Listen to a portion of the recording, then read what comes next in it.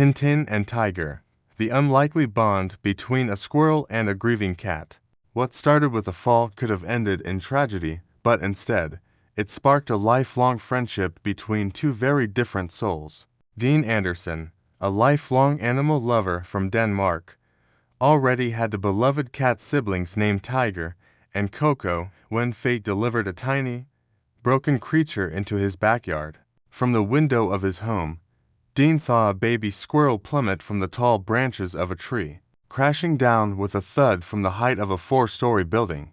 The poor creature hit a branch on the way down, suffering a deep wound to its chest. Dean knew not to interfere immediately. Perhaps the mother would return, and she did. The mother squirrel descended the tree, examined her injured baby, and after a moment that felt like forever, she turned and ran into the forest, leaving her baby behind. That's when Dean stepped in. He gently scooped up the barely month-old squirrel and rushed it to the vet. The little one survived, and from that moment on, Dean was determined to give him a second chance at life. He named him Tintin. Raising a squirrel in Denmark wasn't easy. It was illegal without special permission. But Dean fought through red tape and regulations until Tintin was officially allowed to stay. Back home, the introductions began. Coco, the gentle and nurturing cat, immediately took Tintin under her wing, licking him, cuddling him, playing with him like he was her own baby. Tiger, on the other hand, couldn't care less. He walked away, uninterested and emotionally distant, while Coco and Tintin formed a beautiful mother-child bond. For a year, the little squirrel thrived, thanks to Coco's love, but then, tragedy struck. Coco passed away peacefully in her sleep. Tiger was devastated. He mourned deeply, wandering the house and calling for his sister.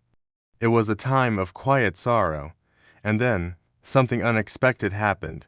Bit by bit, day by day, Tiger began to notice the squirrel Coco once protected.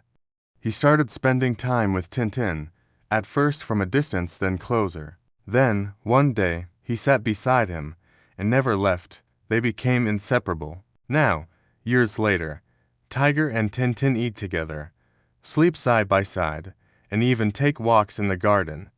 Tintin rides on Tiger's back.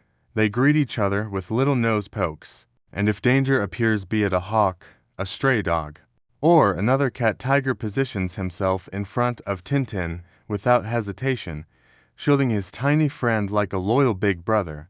What began in sorrow grew into something extraordinary.